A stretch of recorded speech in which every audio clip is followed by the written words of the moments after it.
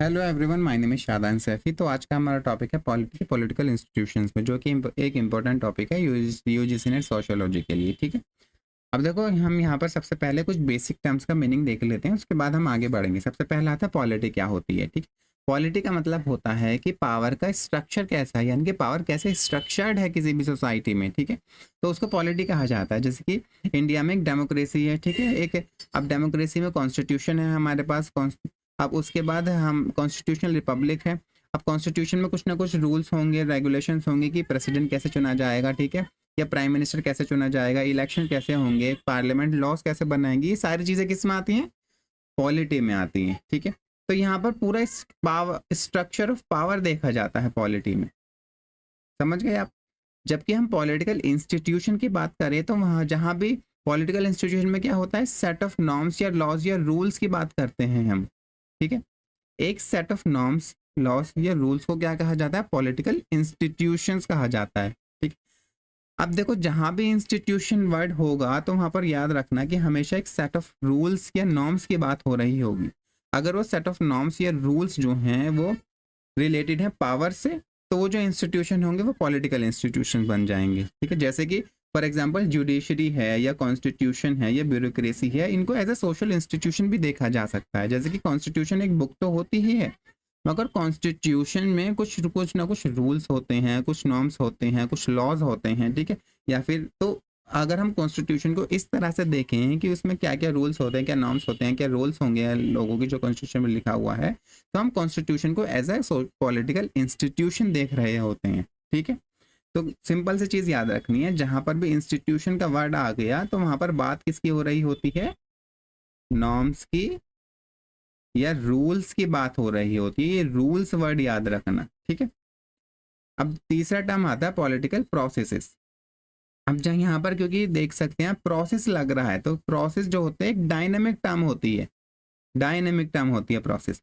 तो यहाँ पर हम बात करेंगे वो सारे एक्शन या स्टेप या इंटरेक्शंस, ठीक है, जो हम एक through which power actually flows, conflicts are negotiated, decisions are reached, यानी कि जो पॉलिटिक्स में जितने भी या पॉलिटिकल प्रोसेस के अंदर, या फिर हम कह सकते हैं कि किसी भी पॉलिटी में ले लो, जो भी एक्शंस होंगे या स्टेप्स होंगे या फिर इंटरेक्शंस होंगे पावर से रिलेटेड, वो सब किसका पार्ट होंगे? पॉलिटिकल प्रोसेसेस का। जैसे कि वोटिंग कैसे करानी है, ठीक है, वोटिंग कराना एक पॉलिटिकल प्रोसेस है। ठीक है, अब जैसे कि सोशल मूवमेंट्स होते हैं, वो भी एक पॉलिटिकल प्रोसेस से गुजरते हैं। मूवमेंट स्टार्ट होते हैं, ऑर्गेनाइज होते हैं, फिर वो अपने एजिटेट करते हैं, प्रोटेस्ट करते हैं, फिर डाई आउट हो जाते हैं। ठीक है, तो वहां पर भी एक प्रोसेस हमें देखने को मिलता है। तो प्रोसेस जहां भी वर्ड आएगा तो वहां पर हमेशा एक डायनेमिक एस्पेक्ट की बात की जा रही होगी, जो कि कंटिन्यूस इन मोशन होगी चीज। ठीक है, यानी कि एक्शंस की बात की जा रही होगी, स्टेप्स की बात की जा रही होगी। अगर ये एक्शंस और स्टेप जो हैं वो पॉलिटिकल इंस्टीट्यूशन या पॉलिटिक्स से रिलेटेड हैं, तो वो पार्ट होंगे पॉलिटिकल प्रोसेसेस का। अब आते हैं पॉलिटिकल सिस्टम क्या होता है। पॉलिटिकल सिस्टम एक तरह से एक मैक्रो लेवल, यहाँ पर मैंने लिखा भी है, एक फ्रेमवर्क होता है सोसाइटी का। ठीक है,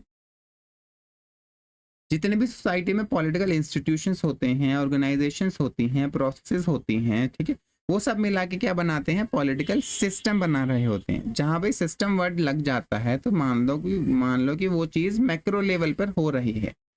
ठीक है, जैसे कि सोशल सिस्टम पे भी हम देखते हैं। जैसे कि हम देखते हैं कि हम कोई कहे कि तुम्हारी कंट्री का पॉलिटिकल सिस्टम कैसा है, तो मैं कहूँगा कि हमारी कंट्री में डेमोक्रेसी है। ठीक है, तो यहाँ पर एक डेमोक्रेसी वर्ड से मैं सारे पॉलिटिकल सिस्टम को बता रहा हूँ कि हम मेरे कंट्री में सोशल इंस्टीट्यूशन कैसे होंगे, किस तरह से पावर ऑर्गेनाइज होती है, क्या क्या प्रोसेसेस फॉलो किए जाते हैं, ये सब डेमोक्रेसी में बाय डिफॉल्ट पता होता है सबको। ठीक है, जैसे दूसरा पॉलिटिकल सिस्टम का एग्जांपल हो जाएगा ऑथोरिटेरियनिज्म, मोनार्की, ये सब क्या पॉलिटिकल सिस्टम के एग्जांपल हो जाएंगे। मोनार्की में क्या होता है? कोई किंग रूल कर रहा होता है। ठीक है, कोई मोनार्क रूल कर रहा होता है। तो पॉलिटिकल सिस्टम हमें आंसर देता है कि पावर किसके पास है। अगर कोई डिसेंट हो रहा है या कोई सहमति नहीं बना रहा है कोई बंदा आपकी बात से, तो उसको कैसे हैंडल किया जा रहा है। अब स्टेट में पावर किस तरह से स्ट्रक्चर्ड है, तो जो पॉलिटी है वो भी पॉलिटिकल सिस्टम का ही पार्ट होती है।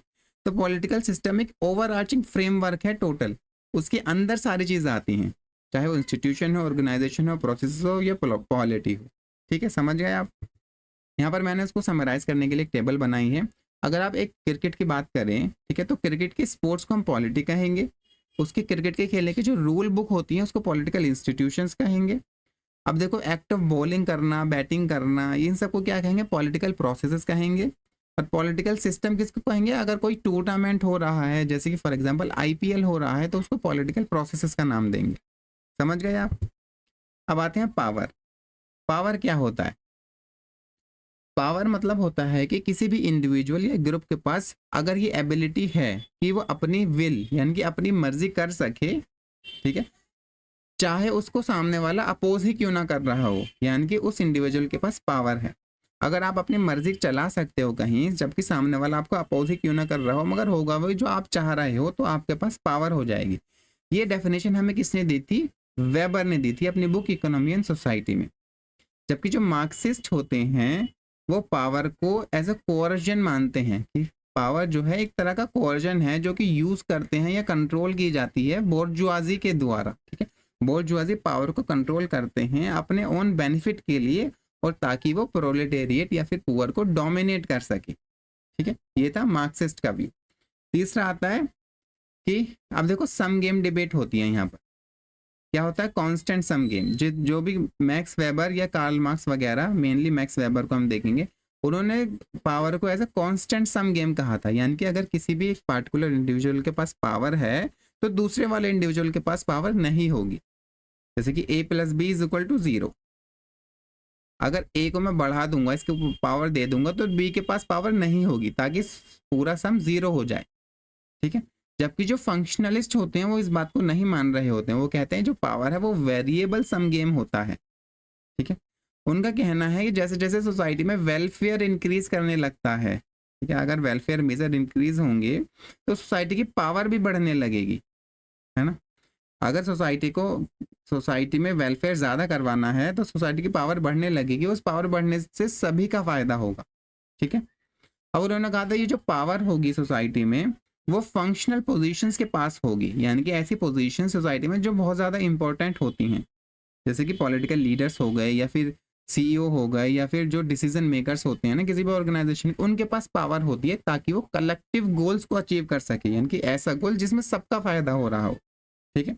तो यहाँ पर इन्होंने फंक्शनलिस्ट ने पावर को वेरिएबल सम गेम देखा था, यानी कि पावर जो है सोसाइटी में वो इंक्रीज कर सकती है और उस पावर को इंक्रीज करने से सब लोगों का फायदा होगा, किसी का नुकसान नहीं होगा। तो ज्यादातर जो फंक्शनलिस्ट होते हैं ना वो ये सोसाइटी के हर एस्पेक्ट को पॉजिटिव लाइट में देख रहे होते हैं, उसका फंक्शन क्या है ये पता लगाने की कोशिश कर रहे होते हैं, ठीक है। अब आते हैं अथॉरिटी की बात। अथॉरिटी क्या होता है कि अब देखो, अगर एक लेजिटिमेट फॉर्म ऑफ पावर को अथॉरिटी कहा जाता है, लेजिटिमेट फॉर्म ऑफ पावर, यानी कि ऐसी पावर जिसको लोग भी कबूल कर रहे हों, एक्सेप्ट कर रहे हों, ठीक है। अगर किसी किंग के पास मान लो फॉर एग्जांपल एक किंग है, वो कुछ कमांड दे रहा है और उसकी जो प्रजा है वो उसको फॉलो कर रही है, क्यों, क्योंकि वो मानती है कि ये किंग है, जो कहेगा मुझे मानना चाहिए। उन्होंने बिना फोर्स के ही उसको मान लिया है, एक्सेप्ट कर लिया है कि मुझे इस किंग की कमांड को फॉलो करना है, तो किंग के पास क्या हो जाएगी, अथॉरिटी हो जाएगी, ठीक है। तो यहाँ पर जो पावर है ना उसको एक लेजिटिमेसी मिल चुकी है, और लेजिटिमेसी किसने दी है, जो पावरफुल आदमी की कमांड को फॉलो कर रहे होते हैं, ठीक है, यानी कि लोगों से आती है लेजिटिमेसी। अब वेबर ने हमें 3 तरह की अथॉरिटी के बारे में बताया था, ट्रेडिशनल अथॉरिटी, कैरिज्मेटिक अथॉरिटी और legal rational authority. Traditional authority जो होती है वो कस्टम्स पे या ट्रेडिशंस पे बेस्ड होती है, जैसे कि किंग के पास जो अथॉरिटी है वो ट्रेडिशनल अथॉरिटी होती है, ये उसके फादर किंग थे इसलिए वो किंग बना है, और लोग कह रहे हैं कि ऐसे ही चलता हुआ आ रहा है, यही हमारा कस्टम्स है कि हमें किंग को एक अथॉरिटेटिव पोजीशन की तरह एक्सेप्ट करना है और उसके ऑर्डर्स को फॉलो करना है, ठीक है। तो ट्रेडिशनल अथॉरिटी हो जाएगी। मोनार्की इसका दूसरा एग्जाम्पल हो सकता है, ठीक है। दूसरा एग्जाम आता है charismatic authority. Charismatic authority charisma पे डिपेंड करती है, यानी कि एक्स्ट्रा ऑर्डिनरी पर्सनल डिवोशन। लोग मानते हैं किसी एक पार्टिकुलर पर्सन में एक एक्स्ट्रा ऑर्डिनरी क्वालिटीज होती हैं, ठीक है, और इसलिए वो लोग उस आदमी को फॉलो कर रहे होते हैं, ठीक है, या उस पर्सन को फॉलो कर रहे होते हैं और उसको ओबे कर रहे होते हैं, ठीक है। तो यहाँ पर एक्स्ट्रा ऑर्डिनरी पर्सनल डिवोशन की वजह से अथॉरिटी हमें मिल रही होती है। जैसे कि जितने भी प्रॉफिट्स होते हैं रिलीजन में, तो वो क्या हो, उनके पास क्या हो, कौन सी अथॉरिटी होती है, कैरिज्मेटिक अथॉरिटी होती है, ठीक है। जबकि जितने भी, जैसे कि कोई भी चर्च के जो पोप होते हैं उनके पास कौन सी अथॉरिटी होती है, ट्रेडिशनल अथॉरिटी होती है, ठीक है। क्योंकि जो पोप के पास अथॉरिटी है वो कहाँ से मिली है, उसको जो पहले से चलता हुआ आ रही है ना रिलीजन, उससे ही उसको अथॉरिटी मिली है। जबकि जो प्रॉफिट्स होते हैं वो न्यू होते हैं, उनके उनके पास एक कैरिज्मा होता है, उस कैरिज्मा की वजह से ही लोग उनको फॉलो कर रहे होते हैं। तीसरा आता है लीगल रैशनल अथॉरिटी, जो कि आजकल के मॉडर्न कैपिटलिस्ट सोसाइटीज में देखने को मिलती है। यहाँ पर क्या होता है, अथॉरिटी रिटर्न रूल्स और लॉ से डिराइव होती है, इसलिए उसको लीगल कहा जाता है, क्योंकि वो कहाँ से डिराइव हो रही है, रूल्स और लॉज से, ठीक है। और जो पर्सन जिसको अथॉरिटी दी जाती है वो कुछ क्वालिफिकेशन वो फुलफिल करेगा, तभी उसको अथॉरिटी दी जाएगी, उसको एक सैलरी दी जाएगी, एक्सेट्रा एक्सेट्रा। जैसे कि ब्यूरोक्रेसी में हमें लीगल रैशनल अथॉरिटी देखने को मिलती है। ये रैशनल इसलिए होती है क्योंकि यहाँ पर कोई भी इरेशनल चीज नहीं होती है, जिसकी ट्रेडिशनल और करिज्मेटिक अथॉरिटी में हमें देखने को मिली थी। अब आते हैं एलीट थ्योरीज ऑफ पावर। सबसे पहले हम देख लेते हैं क्लासिकल एलीट थ्योरी क्या होती है। क्लासिकल एलीट, उससे पहले हम देखेंगे कि एलीट क्या होता है। एलीट वो एक माइनॉरिटी ऑफ पीपल्स को कहा जाता है जो एक्सेल करते हैं किसी भी फील्ड में, ठीक है ना, एक्सेल करते हैं। अब जो एक्सेल उनके पास, क्योंकि वो एक्सेल कर रहे हैं किसी फील्ड में, उनके पास पावर आ जाती है और वो डोमिनेट करते हैं सोसाइटी में। समझ गए आप। अब देखो यहाँ पर ये मार्क्सिज्म के अगेंस्ट थे। उन्होंने कहा था जो क्लासलेस सोसाइटी है वो कभी अचीव ही नहीं हो सकती, क्योंकि हर सोसाइटी में कुछ ना कुछ एक group of people as an elite emerge हो जाएगा, ठीक है। अगर उन्होंने कहा अगर प्रोलेटेरियन रिवॉल्यूशन हुआ भी, जैसे मार्क्सिस्ट कहते हैं, क्लासिकल एलीट थ्योरीज की बात कर रहे हैं, क्लासिकल एलीट थ्योरीज में कहा कि अगर प्रोलेटेरियन रिवॉल्यूशन हुआ भी तो उसमें क्या होगा कि एक एलीट को दूसरे एलीट रिप्लेस कर देंगे। तो यहाँ पर वही था कि सोसाइटी जो है परमानेंट, यानी कि वो कहते थे कि सोसाइटी हमेशा, कोई भी दौर रहे, हमेशा सोसाइटी पोलराइज होगी, एक एलीट में, माइनॉरिटी एलीट और मेजॉरिटी नॉन एलीट पॉपुलेशन, ठीक है, ये नॉन एलीट, ठीक है। अब हाँ, सबसे इंपॉर्टेंट चीज ये थी कि उन्होंने कहा था जो एलीट्स जो पावर होल्ड करते हैं उनकी पर्सनल क्वालिटीज की वजह से होता है, उनके अंदर वो पर्सनल कैपेबिलिटीज होती हैं या कैपेसिटीज होती हैं जिसकी वजह से वो एलीट बन पाते हैं, ठीक है। अब आते हैं सबसे पहली classical elite theorist Vilfredo Pareto, जिन्होंने हमें कंसेप्ट दिया था सर्कुलेशन ऑफ एलीट्स में। कौन सी उनकी बुक क्या थी, माइंड्स एंड सोसाइटी। उन्होंने कहा था कि जो सोसाइटी है दो पार्ट्स में डिवाइड होती है, एलीट्स और नॉन एलीट्स, ठीक है। और वो जो एलीट्स होते हैं वो, उनमें भी दो तरह के एलीट्स होते हैं, गवर्निंग एलीट्स और नॉन गवर्निंग एलीट्स। और जो गवर्निंग एलीट्स होते हैं वो दो तरह के होते हैं, लायंस एंड फॉक्सेस। यानी कि एलीट्स जो हैं वो दो तरह के होंगे, गवर्निंग एलीट्स और नॉन गवर्निंग एलीट्स। और जो गवर्निंग एलीट्स होंगे वो दो तरह के होंगे, लायंस और फॉक्सेस, ठीक है। लायंस जो होते हैं वो ऐसे एलीट्स होते हैं जो रूल बाय फोर्सफुली रूल करना जानते हैं, वो स्ट्रॉन्ग डिसीजन मेकर्स होते हैं, ठीक है। और जो फॉक्सेस होते हैं वो चालाक होते हैं, मैनिपुलेशन के थ्रू रूल करते हैं, ठीक है। तो ये दो चीज होती हैं। अब उन्होंने कहा था कि सोसाइटी में सर्कुलेशन ऑफ एलीट चलता रहता है, यानी कि कभी कभी जब लायंस डोमिनेट होंगे तो थोड़े टाइम बाद उनको फॉक्सेस रिप्लेस कर देंगे, ठीक है। और जब फॉक्सेस डोमिनेट होने लगेंगे तो उनको लायंस रिप्लेस कर देंगे। तो इनका सर्कुलेशन चलता रहेगा, ठीक है। हो सकता है कि जो नॉन गवर्निंग एलीट है, यानी कि मासेस जो हैं, उसमें से भी कुछ एलीट्स का रिक्रूटमेंट हो, मगर जो मास होगी वो एज ए पूरा मास को हम एलीट का दर्जा कभी नहीं मिलेगा, एक स्मॉल माइनॉरिटी ही रूल करेगी, उसमें लायंस और फॉक्सेस होंगे जो आपस में सर्कुलेट होते रहेंगे, ठीक है। बस इतना कहा था सर्कुलेशन ऑफ एलीट्स में। अब दूसरा आता है कि मॉस्का ने क्या कहा था। मॉस्का ने कहा था कि माइनॉरिटी रूल इनएविटेबल है, तो उसको आप उसको इग्नोर नहीं कर सकते, कोई सी भी पॉलिटिकल सिस्टम हो वहां पर माइनॉरिटी रूल होगा ही। अब ये सेम चीज़ है, पर्सनल क्वालिटीज होती हैं एलीट में कि वो जो रूल कर रहे होते हैं। अब उन्होंने कहा था कि जो एलीट्स होते हैं वो पावर में इसलिए रह रहे होते हैं क्योंकि उनके पास एक एक प्रॉपर ऑर्गेनाइजेशन कर सकते हैं वो पावर का, और उनके पास एक पॉलिटिकल सुपीरियर पॉलिटिकल स्किल्स होती हैं, ठीक है। सिर्फ वेल्थ और फोर्स नहीं, उनके पास स्किल्स होती हैं, इनकी पर्सनल क्वालिटीज की बात की जा रही है यहाँ पर।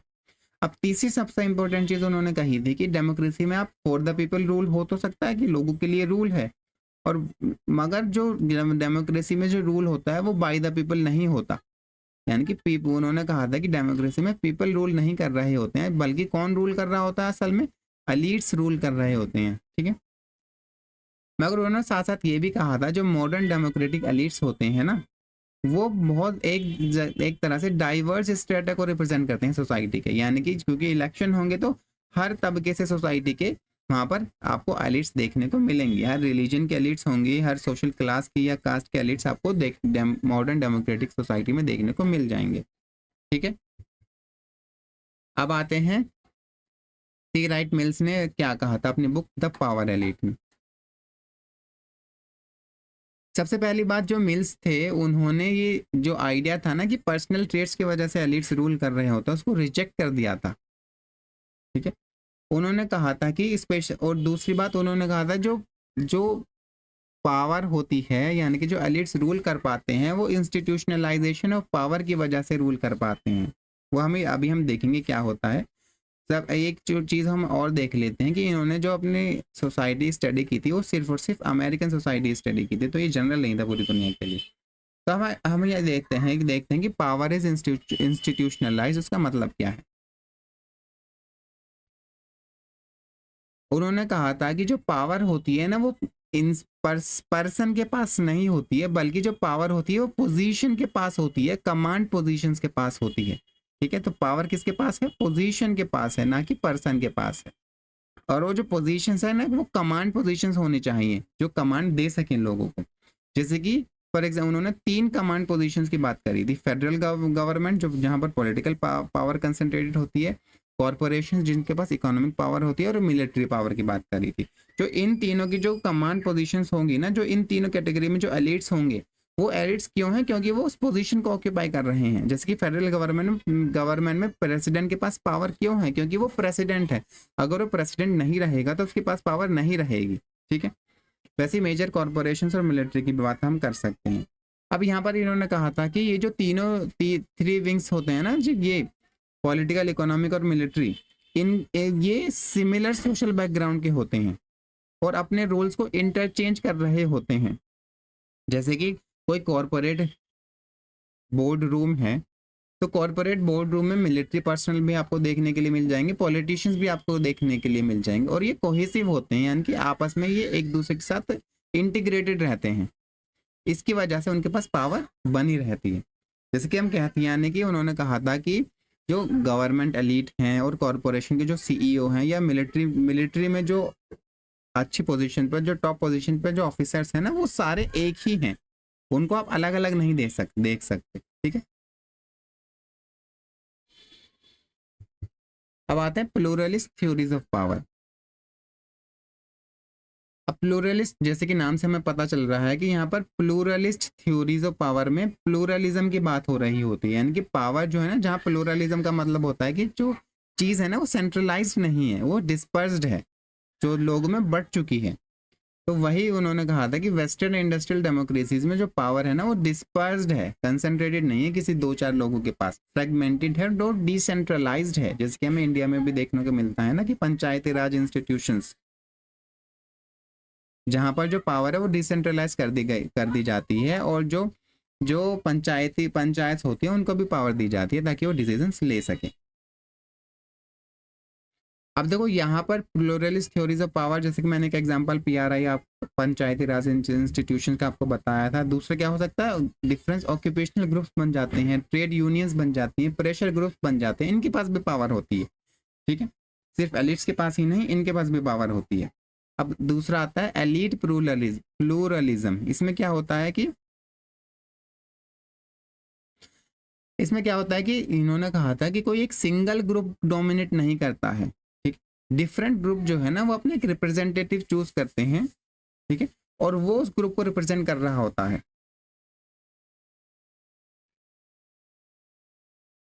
और जिसकी वजह से एक तरह से बहुत सारे जो एलिट्स हैं वो कंपटीशन में आते हैं।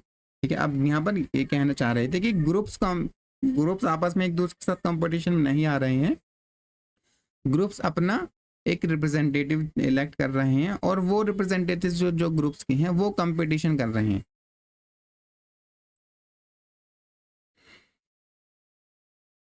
अब देखो रेमंड एरन ने क्या कहा था, रेमंड एरन ने कहा था कि प्लूरलिज्म में क्या होता है कि गवर्नेंस, यानी कि आप जो गवर्न करोगे ना वो एक तरह से कॉम्प्रोमाइज का बिजनेस हो जाता है, यानी कि आप अपनी मर्जी नहीं चला सकोगे, आपको दूसरों की जो नजरिया है या फिर जो दूसरे क्या चाह रहे हैं उसको भी आपको मद्देनजर रखते हुए कोई डिसीजन लेना पड़ेगा। ठीक है, ये बिजनेस ऑफ कॉम्प्रोमाइज होता है यहाँ पर प्लूरलिज्म में। ठीक, जैसे कि कोई गवर्नमेंट है वो खुद से कोई उसने लॉ सोचा कि तो लॉस पास कर दे और बना दे, नहीं, उसको पहले पहले जो लोगों की मर्जी है उसको भी पूछना पड़ेगा ना, वरना लोग प्रोटेस्ट करना शुरू कर देंगे। तो यहाँ पर एक तरह से बिजनेस ऑफ कॉम्प्रोमाइज होता है।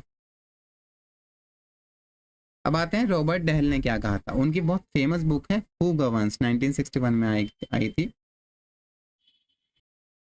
तो रॉबर्ट डेल ने कहा था कि जो पॉलिटिक्स, लोकल पॉलिटिक्स में जो डिसीजन मेकिंग होती है उसमें ये डिसीजन मेकिंग जो होती है ना कांस्टेंट बार्गेनिंग पे डिपेंड होती है। ठीक है, यानी कि आपको बाकी सबकी जो मर्जी है, राय है, तो उसको भी कंसिडर करना पड़ेगा कोई भी डिसीजन लेने से पहले। ठीक है, अगर आपके पास पोटेंशियल कंट्रोल है, और उससे भी हमें पता चलता है कि यानी कि आपके पास अगर कुछ किसी पावर है तो इसका मतलब ये पावर या कंट्रोल है तो इसका मतलब ये नहीं है कि आपके पास एक्चुअल कंट्रोल भी होगा। आपको सारे जितने भी स्टेक होल्डर्स हैं ना उनको भी, ये जितने भी प्रेशर ग्रुप हैं या फिर कोई क्लास इंटरेस्ट है या कास्ट इंटरेस्ट होता है लोगों का, उसको भी आपको कंसिडर करना पड़ेगा कोई भी डिसीजन लेते टाइम। ठीक है, अब आते हैं एर्नोल्ड रॉस ने क्या कहा था। उनकी बुक थी द पावर स्ट्रक्चर जो 1967 में आई थी। उन्होंने प्रपोज किया था मल्टीपल इन्फ्लुएंस हाइपोथेसिस।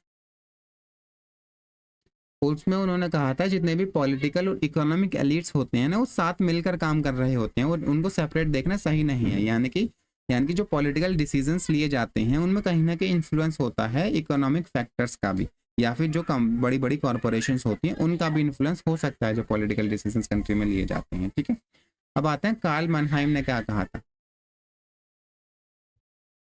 कार्ल मनहाइम ने कहा था कि जो डेमोक्रेटिक डेमोक्रेसी में क्या होता है कि रेगुलर इलेक्शंस होते हैं, उसकी वजह से जो एलिट्स हैं उन पर चेक लगाया जा सकता है कि अगर वो अपनी मर्जी करेंगे तो नेक्स्ट टाइम उनको रिप्लेस भी किया जा सकता है। अब रॉबर्ट मिशेल का आयरन लॉ ऑफ ओलिगार्ची था जिसमें उन्होंने कहा था कि कोई भी ऑर्गेनाइजेशन हो या कोई भी पॉलिटिकल सिस्टम हो, कितना भी वो डेमोक्रेटिक ही क्यों ना हो, ठीक है, तो वहाँ पर फाइनली बाद में क्या देखने को मिलेगा हमें कि बाद में वहाँ पर एक ओलिगार्ची डेवलप हो जाएगी जो सिस्टम को रूल करेगी, चाहे वो पॉलिटिकल सिस्टम हो या ऑर्गेनाइजेशन हो या कैसा भी कुछ भी चीज़ हो ना, जहाँ पर ग्रुप ऑफ पीपल होंगे तो वहाँ पर एक ज़रूर एक माइनॉरिटी डेवलप हो जाएगी जो ओलिगार्ची होगी जो फिर सारे ग्रुप को रूल कर रही होगी। फॉर एग्जाम्पल ऐसा क्यों होता है, मान लो कि एक ऑर्गेनाइजेशन है, उसको फंक्शन करने के लिए लीडर्स चाहिए होंगे। ठीक है, फंक्शंस करने के लिए उनको लीडर की ज़रूरत होगी और जो लीडर्स बनाए जाएंगे उनके पास पावर होगी, नॉलेज होगी, कंट्रोल होगा रिसोर्सेज के ऊपर, और उस कंट्रोल को वो अपनी पोजीशन को बचाने के लिए भी इस्तेमाल करेंगे ही। ठीक है, तो उन्होंने यही कहा था कि किसी भी ऑर्गेनाइजेशन में या पॉलिटिकल सिस्टम में ओलिगार्ची डेवलप होना मतलब नेसेसरी है, वो होगी ही। अब आते हैं ब्यूरोक्रेसी क्या होता है। ब्यूरोक्रेसी दो फ्रेंच वर्ड से मिला के बना है कि ब्यूरो का मतलब होता है डेस्क या ऑफिस, है ना, और दूसरा ग्रीक वर्ड है क्राटोस मतलब पावर, यानी कि इसका मतलब होता है रूल बाय ऑफिस। ऑफिस का रूल, किसी पर्सन का रूल नहीं, बल्कि यहाँ पर जो रूल होता है वो ऑफिस का रूल होता है। इस टर्म्स को कॉइन किया था विंसेंट डी गॉर्नी ने। ठीक है, उन्होंने ओरिजिनली इस टर्म को यूज किया था कि वो एडमिनिस्ट्रेशन की इनएफिशिएंसी को क्रिटिसाइज करना चाह रहे थे। ठीक है, तो ओरिजिनली ये नेगेटिव टर्म में यूज हुआ था। अब ब्यूरोक्रेसी एक तरह से ऑर्गेनाइज्ड सिस्टम होता है जहाँ पर फॉर्मल स्ट्रक्चर होगा, रिटर्न रूल्स होंगे, हिरार्कीज होगी, कुछ ना कुछ रोल्स होंगे लोगों के, उसके हिसाब से वो अपना रोल प्ले कर रहे होंगे ताकि जितने भी टास्क होंगे उनको एफिशिएंटली मैनेज किया जा सके। तो ब्यूरोक्रेसी का जो मेन एम होता है वो एफिशिएंसी होता है। ठीक है, अब आते हैं मैक्स वेबर ने क्या कहा था ब्यूरोक्रेसी के बारे में। मैक्स वेबर ने कहा था कि ब्यूरोक्रेसी एक तरह से लीगल रैशनल अथॉरिटी का एक एक्सप्रेशन है। ब्यूरोक्रेसी में जो अथॉरिटी होती है वो लीगल रैशनल होती है और रूल्स और रूल्स या नॉर्म्स होते हैं उनके बेस पर ही अथॉरिटी किसी इंसान को दी जाएगी, और वो जो पर्सन होगा वो उसके कुछ क्वालिफिकेशंस होंगी, उनको उनको ही पार करके वहाँ पर वो आया होगा उस पोजीशंस पर। जैसे कि यहाँ पर दूसरा देख देख रखा है हमने कि officials duties are paid by official duties are bound by rules and paid in cash. कुछ रूल्स और रेगुलेशंस होंगे जिससे बंधे हुए ऑफिशियल्स अपनी ड्यूटीज कर रहे होंगे, उनको एक कैश में पेमेंट की जाएगी। क्लियर डिवीजन ऑफ लेबर होगा, ठीक है, क्लियर डिवीजन ऑफ लेबर होगा, ठीक है। ऑफिशियल्स के पास एक अथॉरिटी होगी ताकि वो अपने फंक्शंस को परफॉर्म कर सके, ठीक है। क्वालिफाइड पर्सन की पोजीशन को होल्ड कर सकेंगे, जैसे मैंने आपको बताया था। ऑफिशियल्स जो है वो मीन्स ऑफ प्रोडक्शन ऑन्स नहीं करेंगे, यानी कि ऑफिशियल का अपना नहीं है वो ऑफिस, ठीक है, वो उसको पर्सनल बेनिफिट के लिए इस्तेमाल नहीं कर सकते हैं अपनी पोजीशन को, ठीक है। और जितने भी डिसीजंस होंगे या एक्शंस लिए जाएंगे वो सब रिटर्न में होंगे, ठीक है।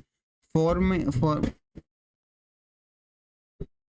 तो एडमिनिस्ट्रेशन के जो कोई भी एक्शन लेगा या कोई भी रूल बनाएगा या डिसीजन लेगा, वो सब डिसीजन लेगा एडमिनिस्ट्रेशन में कोई पोजीशन पे है तो वो सब रिटर्न में होगा, ठीक है। कोई भी ओरली काम नहीं होगा, सब रिटर्न में होगा।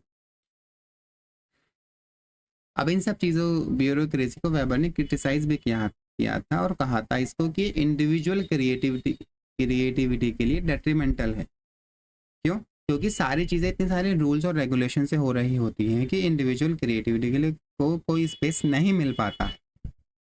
आप कुछ भी अपनी मर्जी से नहीं कर सकते, जो रूल्स हैं उनके हिसाब से ही चलना पड़ेगा, ठीक है। अब आते हैं इनफॉर्मल ब्यूरोक्रेसी। पीटर ब्लाउ ने कहा था अपनी डायनामिक्स ऑफ ब्यूरोक्रेसी में कि जो प्रैक्टिकल फंक्शनिंग होती है ना ब्यूरोक्रेसी की, वो जो उसका थ्योरेटिकल कंसेप्ट जो अभी हमने पढ़ा पीछे आइडियल टाइप, उससे बिल्कुल अलग होती है। वो कैसे? उन्होंने कहा कि अगर किसी भी ऑर्गेनाइजेशन की परफॉर्मेंस को बढ़ाना है, ठीक है, तो उसमें एक फॉर्मल ऑर्गेनाइजेशन के साथ साथ एक इनफॉर्मल ऑर्गेनाइजेशन भी प्रेजेंट रहती है, ठीक है। तो ये जो इनफॉर्मल ऑर्गेनाइजेशन है इसी को इन्होंने इनफॉर्मल ब्यूरोक्रेसी का नाम दिया, ठीक है। जैसे कि सारे काम अगर ब्यूरोक्रेसी में कि रिटर्न में होने चाहिए। किसी बॉस ने कहा अपने एम्प्लॉयज को कुछ काम कराना है तो हर काम उसको मेल पे भेजना पड़ेगा, ठीक है। अब कोई काम जल्दी करना है, एफिशिएंसी बढ़ानी है, परफॉर्मेंस बढ़ानी है, तो बॉस क्या कहेगा, फ़ोन करेगा या फिर बुलाएगा ऑफिस में, उसको कहेगा ये काम कर दो आप प्लीज़। तो उसने जो रिटर्न रूल था ना कि आपको एक फॉर्मल रूल था कि आपको रिटर्न में ही सारे ऑर्डर्स देने हैं, वो उसको स्किप कर दिया। तो यहाँ पर एक तरह से इनफॉर्मल ब्यूरोक्रेसी पैदा हो जाती है, ठीक है। तो उन्होंने यही कहा था कि प्रैक्टिकल एस्पेक्ट में जो होती है ना, वहाँ पर एक इनफॉर्मल ब्यूरोक्रेसी भी होती है, एक थियोरेटिकल ब्यूरोक्रेसी के परे, ठीक है। अब आते हैं एल्विन गोल्डनर ने क्या कहा था। उन्होंने अपनी book pattern of industrial bureaucracy में कहा था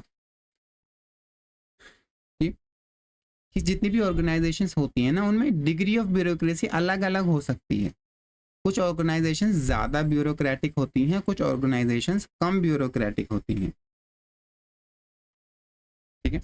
अब दूसरी चीज़ उन्होंने कही थी कि अगर आप रूल्स और रेगुलेशंस पे ज़्यादा ध्यान दोगे, ठीक है, और जो इनफॉर्मल सोशल नेटवर्क या प्रैक्टिसेस ऑफिस में चल रही होती हैं, जैसे कि मैंने आपको अभी एक एग्जांपल दिया था कि मेल पर ना लिखकर वो ओरली बॉस के एम्प्लॉयज को किसी काम करने के लिए कह दे, तो अगर आप इस इनफॉर्मल रूल्स को इग्नोर करोगे तो आपकी एफिशिएंसी या इफेक्टिवनेस कम हो जाएगी ऑर्गेनाइजेशन की,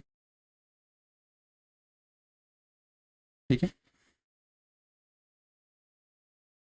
तो यानी कि उनका कहना था कि जो इनफॉर्मल सोशल नेटवर्क या इनफॉर्मल प्रैक्टिसेस जो बन जाती हैं किसी भी ब्यूरोक्रेसी ऑर्गेनाइजेशन में, उनको भी इम्पोर्टेंस देना ज़रूरी है। वो एफिशिएंसी बढ़ाती हैं उस ऑर्गेनाइजेशन की। ये सबसे इम्पोर्टेंट चीज़ यहाँ पर यह है कि उन्होंने स्टडी कहाँ की थी, उन्होंने स्टडी की थी जिप्सम प्लांट्स ऑफ यूएस से, ठीक है। समझ गए आप? अब आते हैं प्रेशर ग्रुप क्या होते हैं। प्रेशर ग्रुप वो ग्रुप होते हैं जो प्रेशर क्रिएट करना चाहते हैं गवर्नमेंट पे, ताकि वो पॉलिसीज उनके हिसाब से चेंज करे या उनके हिसाब से बनाए। समझ गए आप?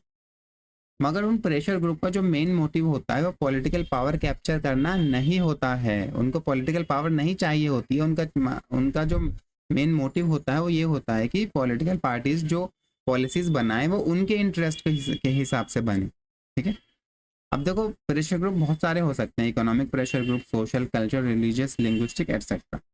और प्रेशर ग्रुप जो होते हैं ना, लोगों को मोबिलाइज भी कर सकते हैं। जैसे कोई कोई मूवमेंट बना और वो मूवमेंट प्रेशर ग्रुप में कन्वर्ट हो गया, अब उसने लोगों को ऑर्गेनाइज किया ताकि सरकार कोई भी पॉलिसी अपनी चेंज कर ले या उनकी जो पॉलिसी बनाई वो उनको भी नज़र में रख के पॉलिसी का डिसीजन ले। अब तो प्रेशर ग्रुप होते हैं ना, इसलिए कहा जाता है कि वो डेमोक्रेटिक पार्टिसिपेशन को बढ़ावा देते हैं। अब बहुत सारे जो टैक्टिक्स होती हैं वो प्रेशर ग्रुप यूज़ कर सकते हैं कि मेमोरेंडम सौंपते हैं गवर्नमेंट्स को, पिटीशन फाइल करते हैं, लॉबी करते हैं, ठीक, कंसल्टेशन चलाते हैं, मीडिया कैंपेन चलाते हैं, डेमोन्स्ट्रेशन करते हैं, प्रोटेस्ट करते हैं, ठीक है, एटसेट्रा। ये सारे उनके तरीके हो सकते हैं। अब प्रेशर ग्रुप दो तरह के हो सकते हैं, मॉरिस डोवर्गर ने हमें बताया था। पहला होता है प्रोटेक्टिव ग्रुप्स, ठीक है। प्रोटेक्टिव ग्रुप क्या होता है कि उनका कुछ एक नैरो मटेरियल इंटरेस्ट होता है, एक स्पेसिफिक इंटरेस्ट होगा, उसको वो डिफेंड कर रहे होंगे। जैसे कि ट्रेड यूनियंस होते हैं, प्रोफेशनल बिजनेस एसोसिएशंस होते हैं, यानी कि उनका एक स्पेसिफिक इंटरेस्ट होगा, बहुत नैरो इंटरेस्ट होगा, वो उसी के लिए काम कर रहे होंगे। दूसरा आता है प्रमोशनल ग्रुप। प्रमोशनल ग्रुप जो होता है एक बड़े पब्लिक कॉज के लिए काम कर रहे होते हैं, जैसे कि ग्रीन पीस है या फिर पेटा है जो जानवर के लिए काम करती है। तो यहाँ पर एक बहुत बड़ा पब्लिक इश्यू होता है, उसके लिए काम कर रहे होते हैं प्रमोशनल ग्रुप। तो प्रोटेक्टिव ग्रुप होते हैं, उनका जो इंटरेस्ट होता है वो स्मॉलर होता है, पार्टिकुलर होता है, जबकि प्रमोशनल ग्रुप का इंटरेस्ट लार्जर होता है और जनरल होता है, पब्लिक इंटरेस्ट में होता है। अब आते हैं पॉलिटिकल पार्टीज। अब मैक्स वेबर ने कहा था कि पॉलिटिकल पार्टी एक ऑर्गेनाइज्ड ग्रुप होता है, ठीक है, एक और ऐसा ऑर्गेनाइज्ड ग्रुप होता है जो अपने कैंडिडेट्स को खड़ा करता है और इलेक्शंस में कंटेस्ट करता है। क्यों करता है? ताकि उसको पॉलिटिकल पावर मिल सके, ठीक है, सिंपल सी बात है। अब जोसेफ शम्टर ने क्या कहा था कि पॉलिटिकल पार्टीज एक ऐसी ऑर्गेनाइजेशंस होती हैं जिनका प्राइमरी एम क्या होता है कि उनको पावर हासिल करनी है, उनको पावर हासिल हो जाए तो रिटेन करके रखना है। जबकि कार्ल मार्क्स और फ्रेडरिक एंजल्स ने कहा था पॉलिटिकल पार्टीज जो होती है ना वो क्लास इंटरेस्ट को शो करती हैं, क्लास इंटरेस्ट को, यानी कि जो पॉलिटिकल पार्टीज होती हैं वो कहते हैं ज्यादातर वो बोर्जुआजी का इंटरेस्ट को शो कर रही होती हैं, ना कि प्रोलेटेरिएट। अब पॉलिटिकल पार्टीज जनरली डिफाइन, अब देखो उसकी डेफिनेशन देख लेते हैं क्या होती है। पॉलिटिकल पार्टीज एक ऐसा ऑर्गेनाइज्ड ग्रुप होता है जो कंट्रोल चाहता है, किस चीज़ का? गवर्नमेंट का कंट्रोल चाहता है, और जो उस कंट्रोल को हासिल करने के लिए उसके जो मीन्स होते हैं वो क्या होता है? Election means. कॉन्स्टिट्यूशन ने जिस तरह से इलेक्शन कराने का हुक्म दिया है वैसे इलेक्शन में वो पार्ट लेता है और फिर इलेक्शन को जीतता है और गवर्नमेंट बनाना चाहता है, ठीक। उस ऑर्गेनाइज ग्रुप को ही हम पॉलिटिकल पार्टीज कह देते हैं। अब पॉलिटिकल पार्टीज की क्या क्या कैरेक्टरिस्टिक्स हो सकती हैं कि वहाँ पर मेंबरशिप जो होती है वो ऑर्गेनाइज्ड होती है, ठीक है, एक तरह से ऑर्गेनाइजेशन होगा, कुछ रूल्स होंगे, कुछ प्रोसेस होगा जो सब लोगों को फॉलो करना पड़ेगा, जो भी पॉलिटिकल पार्टीज के पार्ट होंगे। उनकी एक स्पेसिफिक आइडियोलॉजी होती है, कोई पॉलिटिकल पार्टीज जो होती है वो तो जैसे कि कोई स्पेसिफिक सेक्शन ऑफ सोसाइटी के लिए काम कर रही होती है, कोई रिलीजन बेस्ड पॉलिटिकल पार्टी होती है, कोई क्लास बेस्ड पॉलिटिकल पार्टी होती है जिसकी वर्कर्स की पॉलिटिकल पार्टी, ठीक है। उनका एक कॉन्स्टिट्यूशनल फ्रेमवर्क होता है पॉलिटिकल पार्टीज का कि उनको कैसे काम करना है, ठीक है, उनकी एक रूल बुक होती है उसको। और जो पॉलिटिकल पार्टीज होती है वो हमेशा पब्लिक को मोबिलाइज करने की कोशिश करते हैं, या फिर उनका पब्लिक का ओपिनियन जो है वो सरकार तक पहुंचाने की कोशिश करती हैं, ठीक है। और दूसरा ये बहुत सारी पॉलिटिकल पार्टी जब अपोजिशन में हो जाती हैं तो जो रिजीम गवर्नमेंट है उसको उस पर चेक भी लगा रही होती है ताकि वो government arbitrary use of power ना कर सके। अब फंक्शंस ऑफ पॉलिटिकल पार्टीज क्या होती हैं? बहुत ही इजी है ये। पावर को हासिल करना, उसको एक्सरसाइज करना, नेशनल यूनिटी को प्रमोट करना, ठीक है, क्योंकि वो अलग अलग सोशल स्टेटस से लोगों को पॉलिटिकल अपने लोगों के कैंडिडेट्स उठाकर लाते हैं और उनको गवर्नमेंट में पार्ट देते हैं, इसलिए एक तरह से वो नेशनल यूनिटी को प्रमोट कर रही होती है। पॉलिटिकल स्टेबिलिटी देती है, जो पॉलिटिकल पार्टीज जो होती है वही तो गवर्नमेंट बनाती है और गवर्नमेंट चला रही होती हैं, इसलिए वो पॉलिटिकल स्टेबिलिटी का भी स्टेबल फॉर्म ऑफ गवर्नमेंट हमें देती है। लोगों को गवर्नमेंट के साथ कनेक्ट करती है। अगर लोगों को कोई अपनी बात पहुंचानी है तो वो अपने लोकल एमएलए वगैरह से कहते हैं, फिर वो जाके गवर्नमेंट तक वो बात पहुंचा देता है। तो पॉलिटिकल पार्टीज जो हैं वो लोगों को गवर्नमेंट से कनेक्ट कर रही होती हैं। अब आइडियाज़ और पब्लिक ओपिनियन को शेप करती हैं पॉलिटिकल पार्टीज, ठीक है। वो कुछ पॉलिसीज बनाती हैं, आइडियोलॉजीज को डेवलप करती हैं, उनको प्रोपोगेट करती हैं, ठीक है। सिटीजन्स को हेल्प करती हैं कि वो पॉलिटिकल इश्यूज़ को समझें, ठीक है। उनको मोबिलाइज कराती हैं। सबसे इंपॉर्टेंट चीज़ होती है पॉलिटिकल पार्टीज जो पब्लिक को मोबिलाइज करा रही होती हैं किसी पार्टिकुलर इश्यू के अराउंड, ठीक है। पॉलिटिकल लीडरशिप डेवलप करती हैं, पॉलिटिकल सोशलाइजेशन कराती हैं, यानी कि लोगों को अवेयर कराती हैं कि उनकी क्या क्या पावर्स हैं, उनको क्या करना चाहिए एज ए गुड सिटीजन, वो क्या क्या कर सकते हैं उन, ठीक है, एटसेट्रा एटसेट्रा। और डेमोक्रेटिक चॉइस देती हैं पॉलिटिकल पार्टीज की भी। किसी भी डेमोक्रेसी में अगर सिर्फ एक ही पार्टी होगी तो फिर डेमोक्रेसी कहाँ रह जाएगी। अगर बहुत सारी पॉलिटिकल पार्टीज होंगी तो लोगों के पास चॉइस होगी कि वो किस पार्टी को चुनना चाहते हैं गवर्नमेंट बनाने के लिए, ठीक है। एक तरह से डेमोक्रेटिक चॉइस भी प्रोवाइड कराती हैं पॉलिटिकल पार्टीज।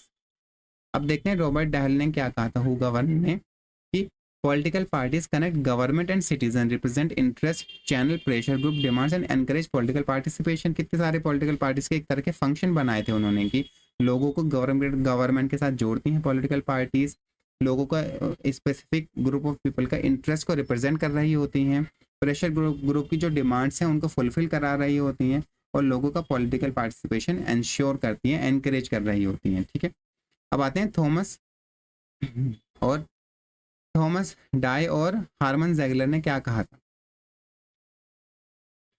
अभी इन्होंने कोई नेगेटिव व्यू दिया था। उन्होंने कहा था कि इलेक्शन और पार्टीज जो है ना एक इल्यूजन ऑफ डेमोक्रेसी क्रिएट कर देते हैं, जबकि जो रियल पावर होती है वो कहाँ लाई करती है कि एलिट्स के हाथों में। रियल पावर एलिट्स के हाथों में लाई करेगी और हमें लगेगा कि पावर पब्लिक के पास है, ये उन्होंने कहा था।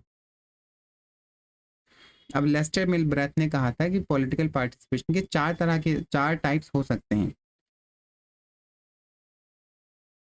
पहला होता है पॉलिटिकल अपैथेटिक्स, ऐसे लोग जिनको पॉलिटिकल में ज़रा भी इंटरेस्ट नहीं होता है।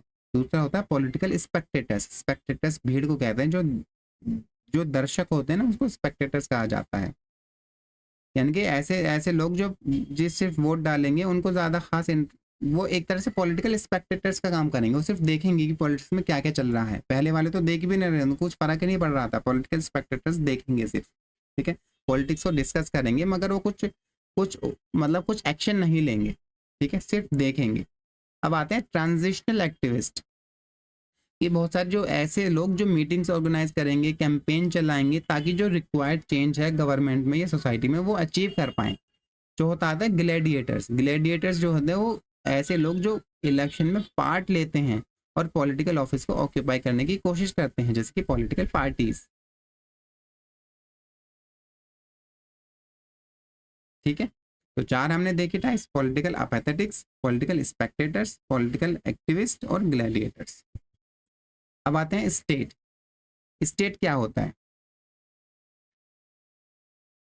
सबसे पहले टर्म यूज किया था निकोलो मैशियावेली ने, ठीक है। स्टेट ऐसी एक फिजिकल पॉलिटिकल एंटिटी को स्टेट कहते हैं। सबसे पहले अगर कोई अभी आपको किसी भी टर्म की डेफिनेशन पूछा जाए तो हमेशा याद रखना, पहले आपको पता होना चाहिए वो है क्या चीज़, ठीक। तो स्टेट एक पॉलिटिकल एंटिटी होती है जो कि एक तरह से तो उस स्टेट के पास कंट्रोल होता है एक स्पेसिफिक टेरिटरी के ऊपर, ठीक है। तो यहाँ पर दो चीज़ सबसे ज़्यादा मेन है, ये एक ये पॉलिटिकल एंटिटी है जो कंट्रोल एक्सरसाइज करती है एक स्पेसिफिक टेरिटरी के ऊपर। अब वेबर ने स्टेट को डिफाइन किया था सुप्रीम लेजिटिमेट अथॉरिटी, यानी कि एक ऐसी सुप्रीम अथॉरिटी कि उसके ऊपर कोई नहीं है, कि उसको ही सिर्फ हक है कि वो फोर्स का यूज कर सके पीपल के ऊपर, ठीक है। जैसे कि स्टेट को ही हक है ना कि वो वाया पुलिस एक फोर्स का इस्तेमाल कर सके लोगों के ऊपर, पुलिस हो या मिलिट्री हो एटसेट्रा, तो उसी को ही स्टेट कहा जाता है, ठीक है। यानी कि एक स्टेट एक ऐसी सुप्रीम अथॉरिटी होती है जिसके पास सिर्फ सिर्फ उसी के पास ही फोर्स, वायलेंट फोर्स को यूज करने का हक होता है। समझ गए आप? अब बर्ट्रैंड रसेल ने क्या कहा था, स्टेट एक repository of the collective force of its citizens, यानी कि जो लोग हैं उनकी कलेक्टिव फोर्स को रिप्रेजेंट कर रही होती है स्टेट। अब हेरोल्ड लेस्के ने कहा था कि way of organising collective life of society. State एक तरह से हम सोसाइटी की जो कलेक्टिव लाइफ है उसको ऑर्गेनाइज कर रहा होता है। समझ गए आप? अब ये सबसे इंपॉर्टेंट चीज़ है, जो स्टेट होता है वो चार चीज़ों से बना होता है। कि सबसे पहला चीज़ है कि पॉपुलेशन, बहुत सारे लोग होंगे जिन पे स्टेट रूल करेगा। एक टेरिटरी होगी, स्पेसिफाइड टेरिटरी होगी जो जिसके अंदर स्टेट की पावर कन्फाइड रहेगी, उस टेरिटरी से बाहर उसका जुरिडिक्शन नहीं होगा। अब स्टेट को काम करने के लिए गवर्नमेंट की ज़रूरत होती है, ठीक है, गवर्नमेंट ही as on behalf of the state काम कर रही होती है, ठीक है। अब सॉवरेनिटी होती है, यानी कि जो एक स्पेसिफिक टेरिटरी के अंदर जो स्टेट काम कर रहा है ना, उसके पास सॉवरेनिटी है, यानी कि दूसरा बाहर का कोई भी फॉरेन रूलर उसको उसको डिक्टेट नहीं कर सकता तुमको क्या करना है। तो ये चार चीज़ें इंपॉर्टेंट होती है, पॉपुलेशन, टेरिटरी, गवर्नमेंट और सॉवरेनिटी। अब देखो जो लिबरल थ्योरिस्ट होते हैं वो स्टेट को किस तरह से देखते हैं। उनके उनके जो नज़रिए में स्टेट एक न्यूट्रल एजेंसी होती है, वो बाइस्ड नहीं होती है, जो कि काम करती है ह्यूमन वेलफेयर के लिए काम कर रही होती है, ठीक है, ताकि वो सिक्योरिटी दे सके लाइफ को, सिक्योरिटी ऑफ लाइफ, प्रॉपर्टी और मॉरल डेवलपमेंट करा सके लोगों का, ठीक है, लोगों में जो सही गलत की तमीज़ पैदा कर सके। तो यहाँ पर एक तरह से उन्होंने जो सेंटर में रखा वो इंडिविजुअल को सेंटर में रखा है और स्टेट को एक पॉजिटिव लाइट में दिखाया है। जबकि मार्क्सिस्ट थ्योरीज जो होती हैं वो उन्होंने ये व्यूज़ रिजेक्ट कर दिया था और कहा था कि जो स्टेट जो है ना वो एक इंस्ट्रूमेंट होता है क्लास एक्सप्लॉइटेशन का, यानी कि स्टेट का यूज़ करके जो बोर्जुआजी होते हैं वो एक्सप्लॉइट करते हैं प्रोलेटेरिएट को, ठीक है। जो फंक्शनलिस्ट जो थ्योरीज थे उन्होंने स्टेट को कैसे देखा था, एक तरह से इंटीग्रेटिव अपैरेटस। स्टेट क्या है? इंटीग्रेटिव अपैरेटस है, यानी कि लोगों को इंटीग्रेट करता है वो, ठीक है। और जो उसका काम क्या होता है, सोशल ऑर्डर मेंटेन करता है स्टेट, सोशल ऑर्डर, कॉन्फ्लिक्ट को स्टेबलाइज कराता है कि कॉन्फ्लिक्ट ना हो सोसाइटी में, और कलेक्टिव वेलफेयर इंश्योर करता है सब लोगों का और लोगों को एनफोर्स कराता है, यानी कि सारे पॉजिटिव एस्पेक्ट जो थे वो बता दिए फंक्शनलिस्ट। अब आते हैं नेशन और नेशनलिज्म क्या होता है। सबसे पहले देखते हैं कि नेशन जो है ना एक साइकोलॉजिकल कंसेप्ट है, यानी कि आपके ब्रेन में होता है एक कंसेप्ट कि आप एक नेशन को बिलोंग कर रहे होते हो, ठीक है। अब नेशन असल में होता क्या है, ये एक लार्ज कम्युनिटी को हम नेशन कहते हैं, ऐसी कम्युनिटी जिनमें कुछ ना कुछ कॉमन हो। अब ठीक है, एक तरह से उनकी कॉमन आइडेंटिटी हो, वो सारे लोग जो उस कम्युनिटी के अपने आप को एक कम्युनिटी मान रहे हो कि हम सब एक हैं। अब वो आइडेंटिटी जो क्रिएट होगी ना उनकी कॉमन आइडेंटिटी होगी, वो कल्चर के बेस पे भी हो सकती है, ठीक है, हिस्ट्री के बेस पे हो सकती है, लैंग्वेज के बेस पे हो सकती है, रिलीजियन, आइडियोलॉजी और कलेक्टिव सेंटिमेंट्स के बेस पे भी हो सकती है। तो नेशन एक कम्युनिटी यानी कि ग्रुप ऑफ पीपल को हम नेशन कहते हैं जिनमें कुछ ना कुछ सिमिलैरिटीज होती है और सबकी आइडेंटिटी सेम होती है, ठीक है, समझ गए। अब नेशनलिज्म क्या है? Nationalism is a set of symbols and belief, ठीक है। ये एक तरह से मेन नेशनलिज्म क्या है, बिलीफ है, और उस बिलीफ के साथ साथ जुड़े हुए कुछ ना कुछ सिंबल्स भी होते हैं नेशनलिज्म में, समझ गए आप। यानी कि सेट ऑफ सिंबल्स और बिलीफ को नेशनलिज्म कहते हैं, जो कि किसी भी इंसान के अंदर नेशन की फीलिंग पैदा कर रहे होते हैं कि वो एक पार्टिकुलर नेशन को बिलोंग कर रहा है। अब नेशनलिज्म एक आइडियोलॉजी होती है कि वो उस बिलीफ पे काम करती है कि जो जो जो बहुत सारे लोग हैं उनका एक कॉमन कल्चर है, या फिर कॉमन हिस्ट्री भी हो सकती है, लैंग्वेज भी हो सकता है, रिलीजन भी हो सकता है, वो सारे लोग एक कम्युनिटी बना रहे हैं जिसको हम नेशन कहेंगे, ठीक है। तो नेशनलिज्म की भावना से ही नेशन बनता है, समझ गए आप। अब मैंने तीनों को डिफ्रेंशिएट किया है, स्टेट, नेशन और नेशनलिज्म। स्टेट जो है एक पॉलिटिकली लीगल एंटिटी होती है, ठीक है, जबकि नेशन जो होता है वो ग्रुप को कहते हैं, साइकोलॉजिकल ग्रुप, यानी कि एक्चुअली में तुम ऐसे बहुत बड़े बड़े नेशंस होते हैं, नेशन में लोग एक दूसरे को हो सकता नहीं जान रहे हो, नेशन में एक दूसरे को लोग नहीं जान रहे हो, मगर वो कॉन्शियस होंगे कि हम लोग एक नेशन बना रहे हैं, हम सब लोग जो हैं हम लोगों की आइडेंटिटी सेम है। जबकि नेशनलिज्म क्या होता है, एक फीलिंग होती है, बिलीफ होता है, एक सेंटिमेंट होता है, ठीक है। यहाँ पर आप देख सकते हो बहुत सारी बाकी चीज़ें भी। अब यहाँ पर सबसे इंपॉर्टेंट चीज़ हम देखते हैं कि जो नेशन होता है ना उसको स्टेट की ज़रूरत होती है ताकि वो उसको पॉलिटिकल सॉवरेनिटी मिल सके, यानी कि जो ग्रुप ऑफ पीपल हैं उनको एक स्टेट चाहिए ताकि वो गवर्न कर सके अपने आप को, ठीक है। जबकि जो स्टेट होता है उसको नेशन की ज़रूरत क्यों होती है, नेशन या नेशनलिज्म की ज़रूरत क्यों होती है स्टेट को, ताकि वो इंटीग्रिटी पैदा कर सके लोगों में। लोग जो है ना अपने आप को सोसाइटी इंटीग्रेटेड रहे और हारमोनी रहे, और अपने जो स्टेट है ना अपने रूल को लेजिटिमाइट करने की कोशिश करता है by the use of nationalism या नेशन। अब नेशनलिज्म के कितने तरह का होता है? हैंस कोज ने कहा था कि नेशनलिज्म दो तरह का है। सबसे पहला है वेस्टर्न नेशनलिज्म, दूसरा है ईस्टर्न नेशनलिज्म। वेस्टर्न नेशनलिज्म जो है वो यूरोप में अराइज हुआ था, ठीक है। वहां पर जो वेस्टर्न नेशनलिज्म था ना, वहां पर पहले से ही एग्जिस्टिंग पॉलिटिकल स्ट्रक्चर्स बन चुके थे, है ना, उनको जस्टिफाई करने के लिए नेशनलिज्म पैदा हुआ, ठीक है। यानी कि पहले से ही कंट्रीज बन चुकी थी, उसके बाद में फिर नेशनलिज्म पैदा हुआ। जबकि ईस्टर्न नेशनलिज्म है, नहीं थोड़ा सा गलत हो गया ये। तो वेस्टर्न नेशनलिज्म में जो पॉलिटिकल स्ट्रक्चर बन चुके थे उनको जस्टिफाई करने के लिए नेशनलिज्म आया। जबकि जो ईस्टर्न नेशनलिज्म है वहां पर क्या हुआ, नेशन स्टेट क्रिएट हो गए हैं, ठीक है, पॉलिटिकल सिस्टम भी अडॉप्ट हो चुका है। तो ईस्टर्न नेशनलिज्म आया था और नेशन स्टेट जो क्रिएट हो चुके थे ना उसको जस्टिफाई करने के लिए आया था, ठीक है। तो ईस्टर्न नेशनलिज्म था वो मेनली जो फोकस कर रहा था, उन्होंने जो कॉमन आइडेंटिटी बनाई थी वो एंटी कॉलोनियल मूवमेंट्स के थ्रू डेवलप हुई थी, ठीक है। अब आते हैं कि ग्रीनफील्ड ने क्या कहा था। ग्रीनफील्ड ने दो तरह के नेशनलिज्म बताए थे, सिविक नेशनलिज्म और एथनिक नेशनलिज्म।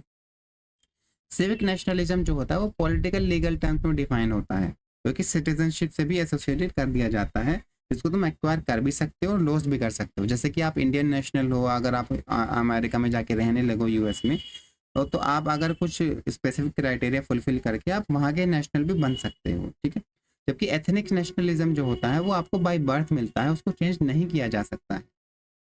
जैसे कि बहुत सारे यूरोप जर्मन के लोग मानते हैं कि जो जर्मनी में जो ऑथेंटिक जर्मन रेस के लोग हैं वही जर्मन नेशनल्स होंगे, उनको ही नेशनलिज्म दिया जाए, नेशनलिज्म की भावना उनके अंदर ही होगी, बाकी लोगों के अंदर नहीं होगी, चाहे उनको सिटीजनशिप मिले या ना मिले, ठीक है। अब आते हैं केलनर ने क्या कहा था। उन्होंने कहा था जो नेशनलिज्म नेशन स्टेट है ना, ये एक मॉडर्न फिनोमेना है, पहले ये एग्जिस्ट नहीं करता था, ठीक है, मेजॉरिटी ऑफ हिस्ट्री में। और उन्होंने नेशनलिज्म को एज ए प्रिंसिपल डिफाइन किया था कि नेशनलिज्म एक ऐसा प्रिंसिपल होता है जो चाहता है कि नेशन और स्टेट जो है ना वो कोइंसाइड हो जाए, यानी कि हर एक नेशन को अपना एक अलग स्टेट मिल जाए, ठीक है, समझ गए आप। उसके बाद पिल्किंगटन ने क्या कहा था कि जैसे जैसे मॉडर्न कम्युनिकेशन ने लोगों को जोड़ना शुरू किया, लोगों की बात दूसरे लोगों तक पहुंचनी शुरू हुई, तो एक तरह से एक डिस्टिंक्ट अदर का कंसेप्ट डेवलप हो गया। और जो उन्होंने कहा कि डिस्टिंक्ट अदर है ना, ये प्री कंडीशन होती है नेशनलिज्म को अराइज करने के लिए। यानी कि अगर आपको एक नेशनलिज्म डेवलप करना है किसी पार्टिकुलर ग्रुप ऑफ पीपल में, तो आपको बताना पड़ेगा कि आप उन दूसरे ग्रुप ऑफ पीपल से अलग हो, ठीक है। अब बेनेडिक्ट एंडरसन ने अपनी बुक इमेजिन कम्युनिटीज में नेशन को एक इमेजिन कम्युनिटी कहा था, ठीक है। इमेजिन कम्युनिटी क्यों? क्योंकि आप फेस टू फेस इंटरेक्शन तो कर नहीं रहे होते हो लोगों से, तो एक नेशन एक तरह से एक इमेजिन कम्युनिटी होता है, एक एब्स्ट्रैक्ट टर्म होती है। वही जो मैंने बताया, पर्सनली मीट नहीं करेंगे, मगर फिर भी उनके दिमाग में एक पिक्चर होगी कि हम सब लोग एक हैं। अब यहाँ पर देखते हैं रविंद्रनाथ टैगोर ने क्या कहा था नेशनलिज्म के बारे में। उन्होंने जो नेशन का कंसेप्ट है उसके वो अगेंस्ट थे, वो सोसाइटी के कंसेप्ट को अपनाना चाहते थे, ठीक है, या अपनाते थे। उन्होंने कहा था कि सोसाइटी जो होती है ना वो नेचुरल रेगुलेशन ह्यूमन रिलेशनशिप को नेचुरली रेगुलेट कर रही होती है, ठीक है, और ह्यूमन बीइंग के सेल्फ एक्सप्रेशन का काम कर रही होती है। जबकि जो नेशंस होते हैं वो एक मैकेनिकल ऑर्गेनाइजेशंस होती है जो कि ग्रीड, जेलसी और पावर पर बेस होती है। तो उन्होंने जो प्रेफरेंस दी थी वो सोसाइटी को दी थी नेशन के ऊपर। अब nation states versus nation without states. Nation states वो नेशंस होते हैं जिनके पास अपना एक स्टेट है, जैसे कि ज़्यादातर दुनिया की जो कंट्रीज हैं वो नेशन स्टेट्स हैं। जबकि जो नेशंस विदाउट स्टेट होता है वहाँ पर ऐसे नेशंस जिनके पास अपना कोई स्टेट नहीं है, जैसे कि पैलेस्टीनियंस जो हैं उन वो नेशंस तो है मगर अभी उनके पास एक स्टेट नहीं है, ठीक है। कुर्द्स जो हैं, कुर्द लोग इराक, सीरिया और टर्की में रहते हैं, उनके पास अपना एक स्टेट नहीं है मगर फिर भी वो अपने आप को एक एज ए नेशन मानते हैं। अब आते हैं सिटीजन और सिटीजनशिप क्या होता है। सिटीजन ऐसा इंडिविजुअल होता है जिसके पास फुल और लीगल मेंबरशिप होती है कि पॉलिटिकल कम्युनिटी के मेंबर होने के नाते, ठीक है। यानी कि वो एक फुल मेंबर होता है किसी पॉलिटिकल कम्युनिटी का, तो हम उसको सिटीजन कह देते हैं कि ये इंडिया का सिटीजन है, ये अमेरिका का सिटीजन है, ठीक है, ये यूके का सिटीजन है, ठीक है। तो सिटीजन कौन होते हैं? इंडिविजुअल्स को सिटीजन कहा जाता है जिनके पास फुल मेंबरशिप होती है, लीगल मेंबरशिप होती है कि वो नेशन स्टेट का पार्ट है। सिटीजनशिप क्या होता है? सिटीजन के साथ कुछ, अगर कोई इंसान सिटीजन है तो उसके पास सिटीजनशिप भी होती है, मतलब उसके पास कुछ राइट्स होते हैं और कुछ ड्यूटीज होती हैं जो कि सिटीजन होने के साथ साथ उसको मिलती हैं। अब सिटीजनशिप जो होती है ना, एक पॉलिटिकल यूनिटी प्रोवाइड कराती है कंट्री में, है ना। अब आगे देखते हैं टीएच मार्शल ने क्या कहा था अपनी इवोल्यूशनरी थ्योरी में। उन्होंने बताया था कि पहले हिस्ट्री में लोगों को सिविल सिटीजनशिप मिली, हाँ, जैसे कि राइट टू प्रॉपर्टी मिला, राइट टू स्पीच मिला, पहले सिविल सिटीजनशिप मिली, ठीक है, जो सिविल एरियाज में जरूर होते हैं। उसके बाद उनको पॉलिटिकल सिटीजनशिप दी गई, यानी कि वो उनको राइट टू वोट मिला फिर, ठीक है, right to participate in political power, वो इलेक्शन में पार्ट लेंगे और गवर्नमेंट भी फॉर्म कर सकते हैं, पॉलिटिकल सिटीजनशिप। उसके बाद उनको सोशल सिटीजनशिप मिली, ठीक है, यानी कि उनके पास राइट था कि उनको इकोनॉमिक वेलफेयर या सोशल सिक्योरिटी मिले। अब इसी वजह से टीएच मार्शल ने कहा था कि एक हमेशा से कॉन्फ्लिक्ट पैदा रहता है इसमें, सिटीजनशिप में, क्योंकि सिटीजनशिप जो होती है वो एक तरह से इक्वालिटी चाहती है, यानी कि सारे लोग इक्वल हो जाएं, वो सोशली पॉलिटिकली इक्वल हों सब में, और उस इक्वालिटी को अचीव करने के लिए बहुत सारे वो वेलफेयर मेजर्स का इस्तेमाल करती है, ठीक है। मगर जो कैपिटलिज्म है उसको टेंड्स टुवर्ड्स इनइक्वालिटी मूव करने की कोशिश करता है। तो यहाँ इन दोनों में एक तरह से एक इनहेरेंट कॉन्फ्लिक्ट रहता ही है। अब आते हैं इकोलॉजिकल सिटीजनशिप। मार्क्स स्मिथ ने कहा था कि आजकल एक नई सिटीजनशिप इमर्ज हो रही है जिसको हम कहते हैं इकोलॉजिकल सिटीजनशिप। इसमें क्या होता है कि तुम्हारी जो ऑब्लिगेशंस है ना वो दूसरे ह्यूमंस के साथ साथ नॉन ह्यूमंस पे भी लागू होती है, यानी कि तुम्हें जो एनिमल्स हैं या फिर जो फ्यूचर जनरेशन आने वाली है जो अभी नहीं आई है दुनिया में, उनके प्रति भी तुम्हारी कुछ ना कुछ ऑब्लिगेशंस है जिनका तुम्हें ध्यान रखना चाहिए। तो आज के लिए इतना ही। कुछ बुक्स यहाँ पर हम देख लेते हैं। नेशंस एंड नेशनलिज्म बुक लिखी थी अर्नेस्ट गेलनर ने। इमेजिन कम्युनिटीज बुक लिखी थी बेनेडिक्ट एंडरसन ने। एथनिक ओरिजिन ऑफ नेशंस लिखी थी एंथनी डी स्मिथ ने। Idea of nationalism the study and its origin and background Hans Kohn ने। Class citizenship and social development लिखी थी टीएच मार्शल ने। इकोलॉजिज्म टुवर्ड्स इकोलॉजिकल सिटीजनशिप लिखी थी मार्क्स जे स्मिथ ने। ये कुछ इंपॉर्टेंट बुक्स थी, इनको आप देख लीजिएगा। आपका लेक्चर कैसा लगा, आपको लेक्चर कैसा लगा मुझे कमेंट्स में बताइएगा। Thank you.